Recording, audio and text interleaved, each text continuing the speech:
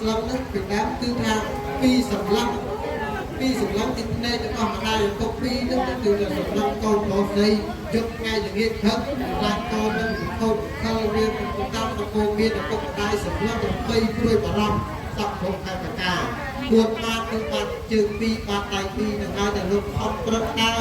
អត់ប្រឹករកសពក្នុងកាយប្រការចិត្តកូនមិនឲ្យអត់តែកឯងទៅទេរស់រៀនមានជីវិតរហូតដល់ថ្ងៃនេះ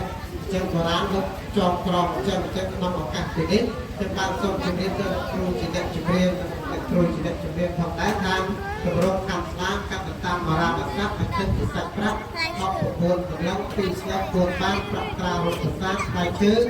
36មុខសូមទានជ្រាបនិងគ្រប់ជើងគ្រូ